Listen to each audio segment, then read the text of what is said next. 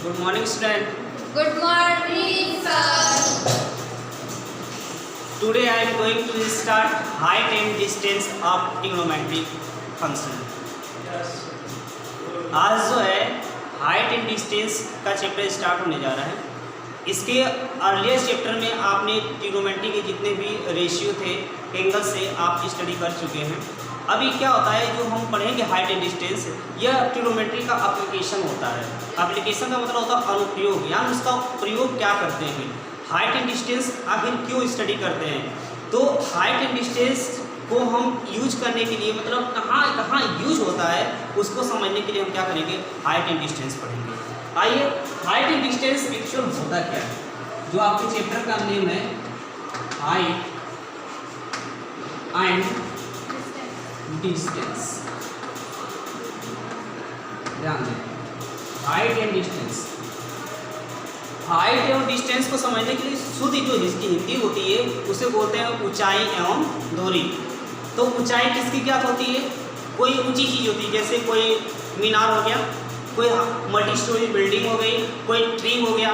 तो ऐसी चीज़ों की हाइट और डिस्टेंस क्या होता है, जैसे मान लीजिए यहाँ पे हैं और वहाँ तक की कोई और बिल्डिंग है, यहाँ की बिल्डिंग और वहाँ की बिल्डिंग की जो बीच की डिस्टेंस होती है उसको ज्ञात करने के लिए, और जो डिस्टेंस का फिर हाइट होती है। मान लीजिए हम यहाँ पे खड़े हैं और ये छत की ऊंचाई कितनी है, हमारे टॉप टू बॉटम हम लेते हैं, यानी पैर से लेकर के टॉप तक की हाइट क्या है वो हम स्टडी करेंगे। लेकिन पहले ये समझेंगे, सबसे पहले इसमें हाइट एंड डिस्टेंस में दो पॉइंट आते हैं, दो एंगल आते हैं। पहला एंगल होता है एलिवेशन और दूसरा एंगल होता है डिप्रेशन। तो आइए हम सबसे पहले टॉपिक पढ़ेंगे elevation of angle. Elevation of angle, elevation of angle देखें। अब एलिवेशन ऑफ एंगल क्या होता है उसको समझने के लिए, मान लीजिए यहाँ पे कोई ऑब्जेक्ट है, सपोज डेट यहाँ पे कोई ऑब्जेक्ट है और इस ऑब्जेक्ट को, ये ऑब्जेक्ट है, इस ऑब्जेक्ट को, और यहाँ पे कोई क्या, कोई लड़का खड़ा है, कोई भी, सपोज डेट मैं एक ऐसे बॉयज बना दे रहा हूँ, ठीक है, ये कोई बॉयज खड़ा है यहाँ पर, और यहाँ से क्या करता है, इस ऑब्जेक्ट को वो देखता है, और ऑब्जेक्ट को देखता है तो अब ये जो यहाँ से इसके आइज से, यहाँ मान लीजिए इसके आइज से जो यहाँ पे देखेंगे इस ऑब्जेक्ट को देख रहा है, तो यहाँ पे इसके आइज के क्या होगा, करेस्पॉन्डिंग एक हॉरिजॉन्टल लाइन बनेगी। कौन सी लाइन बनेगी, हॉरिजॉन्टल। इसे बोलते हैं हॉरिजॉन्टल, होता है हॉरिजॉन्टल लाइन। अब उसके बाद देखेंगे इसके बीच में एक एंगल फॉर्मेट होगा, इसको बोलते हैं लाइन ऑफ साइट।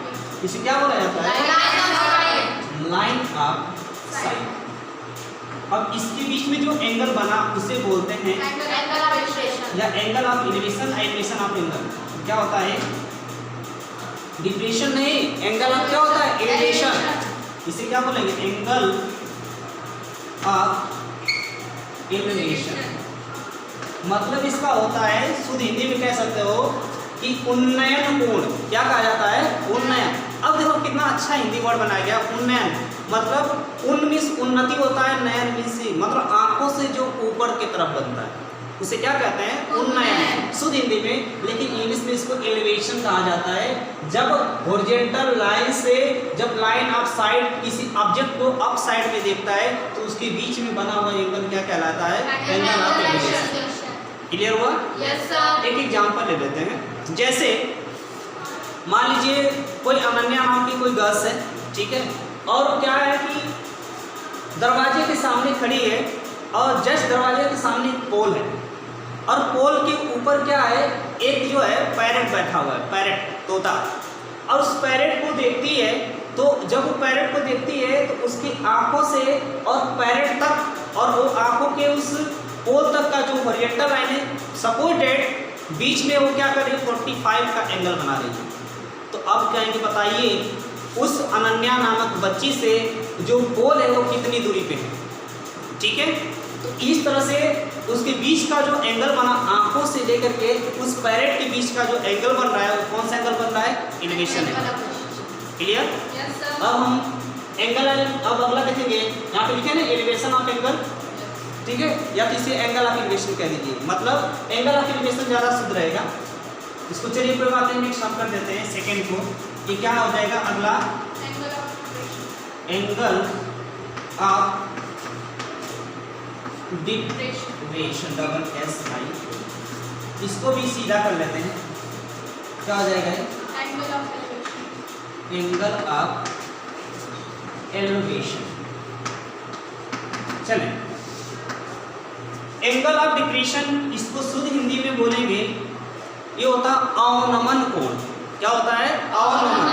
मतलब ये जब आपकी आंखों से क्या होता है, जब कोई एंगल नीचे की तरफ बनता है उसे क्या बोलते हैं, अवनमन। मतलब सिंपल है, देखो ऊपर देख रहे हो तो उन्हें, नीचे देख रहे हो तो अवनमन मीन्स।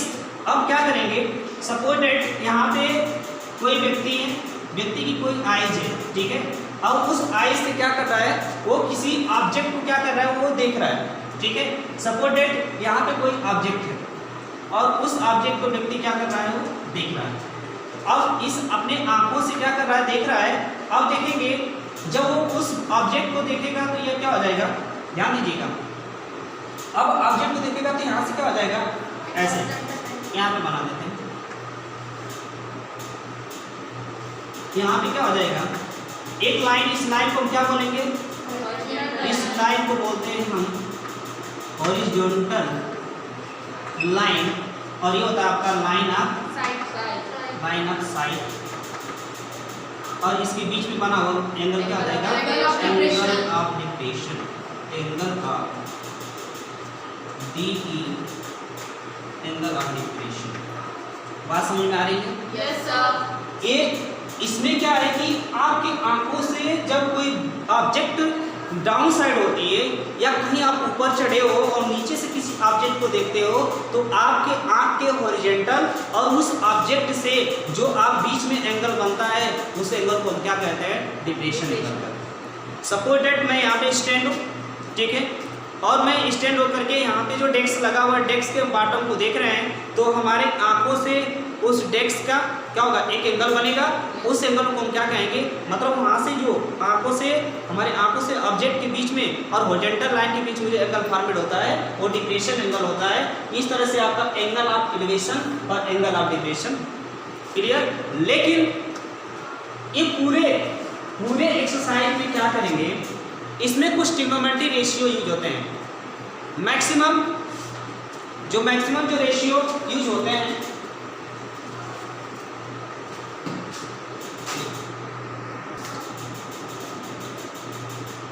एंगल ऑफ एलिवेशन में जैसे कुछ ऐसे एग्जाम्पल हैं, या इसमें मैक्सिमम यूज क्या होते हैं, एग्जाम्पल को भी छोड़ते हैं। जैसे एलिवेशन ऑफ एंगल और एलिवेशन डिप्रेशन ऑफ एंगल में मैक्सिमम ट्रिग्नोमेट्री की खासकर जो टैन थीटा और कॉट थीटा और साइन थीटा ज़्यादा यूज होंगे। हो सकता है इत्तेफाक से और भी रेशियो आ जाए। इसमें मैक्सिमम जो होता है आपका टैन थीटा यूज होता है, टैन और कॉट थीटा यूज होता है, साइन कॉस कोसेक सब हो सकता है, लेकिन सबसे ज़्यादा इन दोनों को यूज किया जाता है। ऐसा क्यों? क्योंकि आप देखेंगे कि जो भी एंगल बनता है, एंगल जो भी बनेंगे तो उसमें क्या होगी, एक हाइट आती है और एक क्या होता है आपका डिस्टेंस होता है। तो जो हाइट होता है, हाइट क्या होता है, परपेंडिकुलर, अर्थात वो वर्टिकल होता है ना, ये लाइन वर्टिकल बनती है। तो आपको पता है परपेंडिकुलर और बेस किस में होता है, टाइम में, और बेस और बेस और क्या होता है इसको, बेस और परपेंडिकुलर किस में होता है, काट में। अगर बाय द वे एच आ जाएगा तो वहाँ पे आप साइन भी यूज कर सकते हो और कास भी यूज कर सकते हो। अब आइए इसको क्लियर करने के लिए, 100% क्लियर करने के लिए मैं कोई एग्जांपल लेता हूँ, ठीक है। आप कोई भी एग्जांपल दे सकते हो, जैसे कोई भी एग्जांपल आप बोलें। अभी छोटा सा समझने के लिए देखिए एक एग्जांपल दिया है, ए tower stand vertically on the ground. एक टावर है, वो इसको पहले इरेज करते हैं और एक एग्जांपल आपको बताते हैं जो आपको बहुत इमेज समझ में आएगा। उस एग्जांपल से आपका 100% क्लियर हो जाएगा कि हाइट एंड डिस्टेंस के क्वेश्चन कैसे सॉल्व किए जाते हैं। एक क्वेश्चन है, उस क्वेश्चन को मैं पढ़ रहा हूँ, आप ध्यान से सुने। क्वेश्चन गिवन है, एक tower stand vertically on the ground. एक टावर जो है जमीन से ऊर्ध्वाधर खड़ा है। ठीक है, ऊर्ध्वाधर का मतलब समझते हो, ये नीचे से जैसे अगर मैं इस चाप को ऐसे कर दूं तो ये क्या है, ये ग्राउंड से क्या है, वर्टिकल है, और मैं ऐसे कर दूं इसको, ये क्या हो जाएगा, हॉरिजॉन्टल हो गया। क्लियर है? तो एक कह रहा है कि tower vertically from a point on the ground which is 50 meter away from the foot of the tower.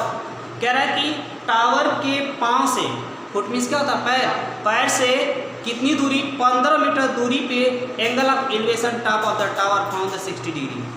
कितना मस्त है। वो कह रहा है कि एक टावर है, ठीक है, मैं यहाँ पे एक टावर बना देता हूँ। सपोज डेट ये क्या है, ठीक है, टावर। सपोज करिए मैं टावर बनाने में टाइप ऐसे सावधानों में टावर नहीं बनाएंगे। टावर मान लीजिए कि क्या है, टावर है, और इस टावर से करें इसके बॉटम और टॉप, तो इस बॉटम से लेकर के टॉप से, टॉप में जब हम क्या कर रहे हैं, यहाँ देखेंगे हम किसी पॉइंट से, यहाँ से पॉइंट है जो इसके बॉटम से लेकर के और यहाँ से कितनी दूरी है, 50 मीटर की दूरी है, और इस पे कह रहा है कि जो एंगल बन रहा है कितने का बन रहा है, 60 डिग्री। ठीक। और कह रहा है कि बताइए कि टावर की हाइट कितनी होगी। हाइट पूछा है ना आपसे, Yes, तो sir. टावर की हाइट जो है हम मान लेते हैं कितनी हो जाएगी, h। टावर की हाइट हमने h मान लिया, इसका नेम दे दीजिए a, b and c। Clear है? तो अब इस जैसे क्वेश्चन कहा वैसे मैंने फिगर बना दिया। उसने कहा कि एक टावर है, वो वर्टिकली स्टैंड है, वो किसी ग्राउंड से वर्टिकली, देखो ग्राउंड से, अब इस ग्राउंड से स्टैंड पिक कर रहा है, उस ग्राउंड जो टावर के जो बॉटम पार्ट है, उस बॉटम पार्ट से किसी 15 मीटर की दूरी पे 60 डिग्री का क्या कर रहा है, उसके टॉप से एंगल बना रहा है। तो बताइए इसकी हाइट कितनी होगी। तो आप क्या करेंगे, जब इसका आप सोल्यूशन करेंगे, क्वेश्चन का जब सोल्यूशन आप करेंगे, तो यहाँ पे पहले मानेंगे क्या, let height of tower be h meter. इतना क्लियर हो गया? Yes, sir. हमने हाइट मान लिया h मीटर। उसके बाद आप क्या करेंगे, जो जो गिवन है उसे राइट कर सकते हो। BC इक्वल्स टू कितना हो जाएगा, 15 मीटर, और यहाँ पे लिख सकते हो AB इक्वल्स टू कितना हो जाएगा, h मीटर। अब देखो, और थीटा इक्वल्स टू क्या है, 60 डिग्री, मीटर नहीं 60 डिग्री। अब मैंने बताया ना कि जब परपेंडिकुलर और बेस आएंगे तो किसका यूज कर सकते हो, tan थीटा। तो यहाँ पे आप लिख सकते हो इन ट्रायंगल का ACB में आप लिख सकते हो tan 60 degree equals to AB upon क्या हो जाएगा, BC। तो tan 60 की वैल्यू कितनी होती है, √3 इक्वल्स टू AB की वैल्यू h, BC की वैल्यू 15। 1 माने और क्रॉस मल्टीप्लिकेशन कर दें, h इक्वल्स टू क्या हो जाएगा, 15 √3 मीटर। ये आ जाएगी हाइट इसकी टावर की। Any problem? No, sir. You understood? Yes, sir. Okay, copyright.